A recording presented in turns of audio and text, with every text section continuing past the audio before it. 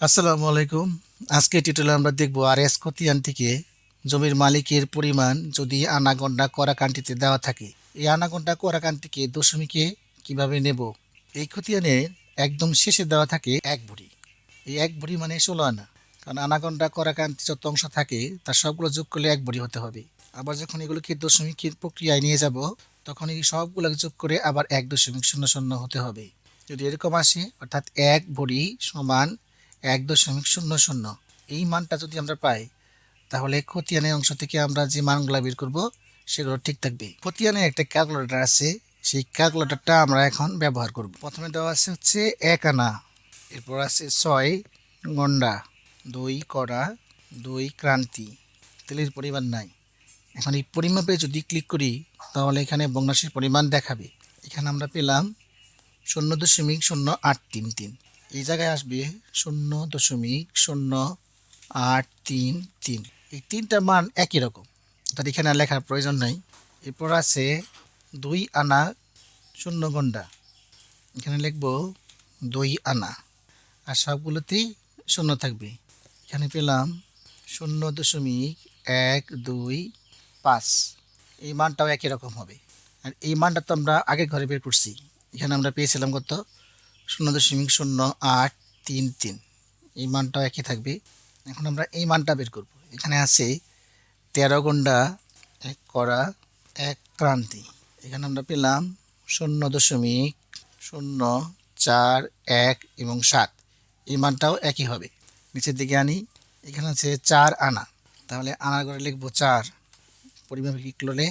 পরিমাপে ক্লিক করলে আমরা পেতেছি 0.250। সবগুলোর মান বের করা শেষ। এখন আমরা যোগ করব, যোগ করে দেখব যে 1.00 আসে কিনা। তো এটা করার জন্য এখন যাব ক্যালকুলেটরে। 0.833, উপরের অংশ আছে 3 বার। 0.125 পূরণ 2, কারণ এটা 2 বার করে আছে। আবার আছে 0.0833, এটা হবে 2 বার। আবার 0.0417 আছে 2 বার। আবার 0.250, ক্যালকুলেটরে লিখব 0.0833। একে এখন আমরা পূরণ দেব 3 দ্বারা। এখানে পেলাম 0.2499। 0.125 পূরণ দেব 2 দ্বারা।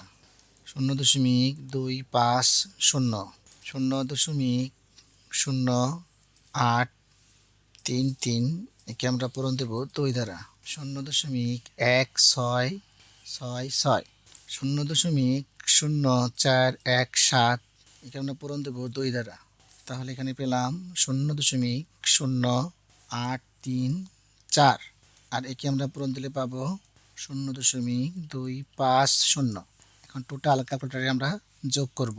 0.2499 যোগ 0.250 যোগ 0.1666 যোগ 0.0834 যোগ 0.250।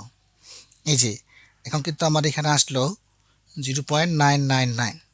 এই 0.99 মানে কি 1.00 লেখা যায়। তাহলে এখানে আমরা হিসাব করে 1.00 পেলাম, আর এখানেও আমাদের 1 ভরি আছে।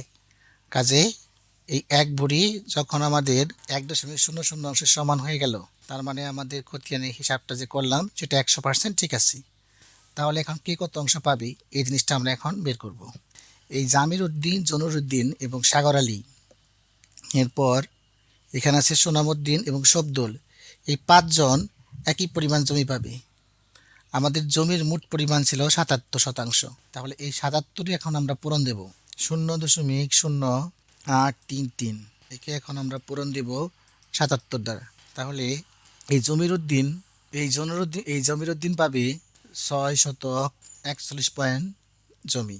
এই জনুরুদ্দিনে পাবে 6.41, সাগর আলী পাবে 6.41, সোনামুদ্দিন পাবে 6.41, শব্দুল পাবে 6.41 শতক জমি। এরপর আমরা এই হিসাবটা করব, প্রতি জান্নেসা এবং হাতর জান্নেসা এরা সমান করে পাবে। তো এদের অংশের পরিমাণ ছিল 0.250।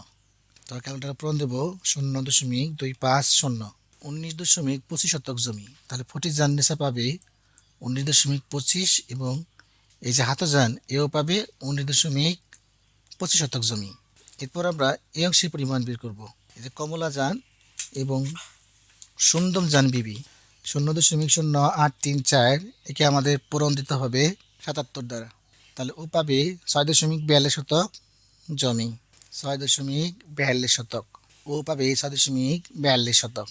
এবং ধনমিয়া, এই ধনমিয়া হচ্ছে একাই 0.250 অংশের মালিক। 0.250 পূরণ হচ্ছে 77। এই 19.25 শতাংশের মালিক হইতেছে ধনমিয়া। তো এই হইতেছে মোট 77 শতক জমির বন্টনের। তো এইভাবেই আরএস খতিয়ানের আনাগোনা করাকাঠি থেকে আদরি পদ্ধতি হিসাবটা বের করতে পারবেন। ধন্যবাদ সকলকে। ভিডিওটি ভালো লেগে থাকলে সাবস্ক্রাইব করবেন, ফেসবুকে বেশি বেশি করে শেয়ার করে দিবেন। ধন্যবাদ।